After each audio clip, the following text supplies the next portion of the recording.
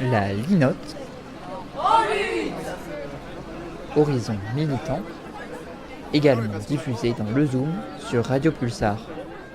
Je m'appelle Gabrielle, je me fais le relais des occupantes de la ferme de l'Escopé qui a été occupée ce week-end, mais plus généralement, je m'occupe aussi du relais de la communication de l'intercollectif LGV No Merci, qui est une coordination d'un ensemble de collectifs en lutte contre les LGV du Sud-Ouest. Et alors, c'est quoi le problème justement avec ces LGV du Sud-Ouest? Qu'est-ce que c'est l'enjeu?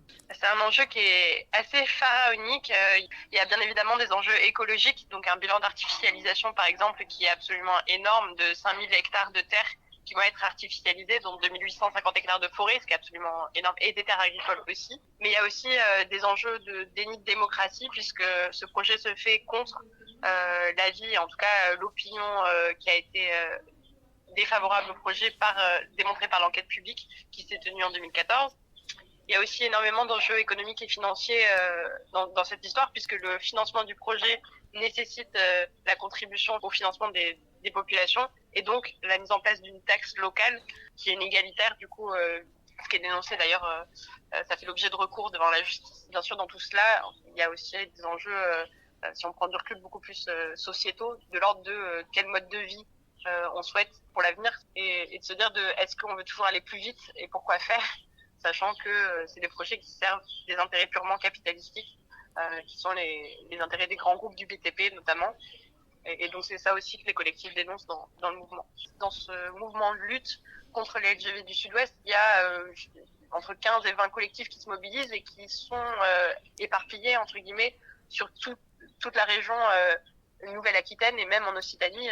On fait du lien aussi avec des collectifs.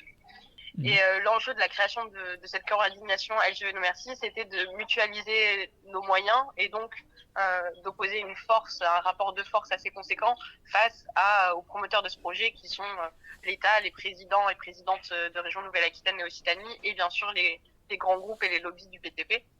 Et alors justement au sujet de ces actions, ce week-end, qu'est-ce qui s'est passé autour de cette ferme? Alors, l'objet de ce week-end, la première partie, c'était une manifestation qui avait été déclarée par Attaque Gironde et qui avait lieu du coup de 14h à 17h, si je le fais globalement, au niveau de Cadojac, qui est une ville impactée par les aménagements ferroviaires au sud de Bordeaux.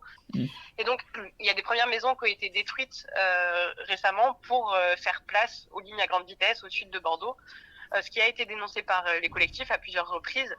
Et il y avait une volonté de passer un petit peu une étape supérieure, de mobiliser les habitantes, de mobiliser plus largement tous les collectifs déjà de Gironde en lutte, mais même au-delà, puisqu'il y a des collectifs du Lot-et-Garonne qui sont venus aussi ce week-end.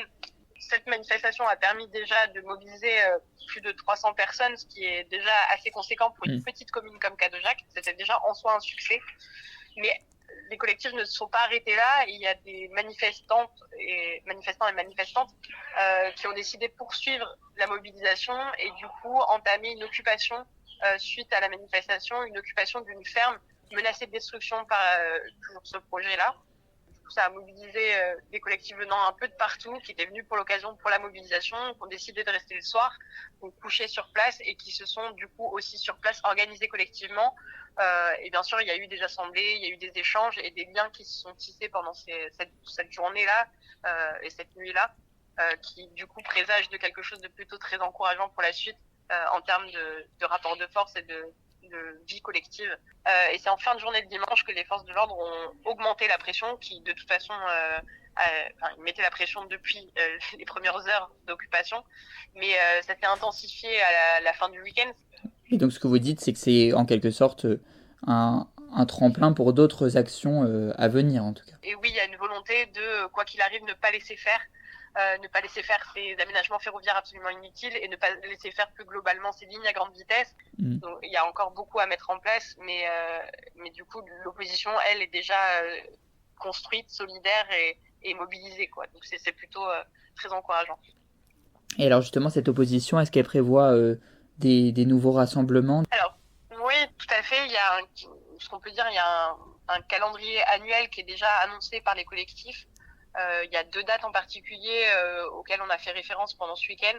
La première qui arrive fin mai, c'est le 25-26 mai, ce sera la sarabande du Lot-et-Garonne, qui est en fait le deuxième volet d'une sarabande girondine qui avait eu lieu en septembre dernier, qui vise à parcourir les territoires impactés par ce projet. Et le deuxième volet, qui arrive en octobre, donc un peu plus tard dans l'année, mais ce qui laisse le temps du coup au collectif de préparer un événement d'ampleur nationale qui serait fait avec les soulèvements de la Terre. Merci à vous d'avoir écouté cet épisode de La Linotte. En lutte, en lutte, en lutte, en lutte, en lutte. Retrouvez cet épisode et tous les autres sur vos applis de podcast, YouTube et SoundCloud ou sur linoteradio.fr. À très vite.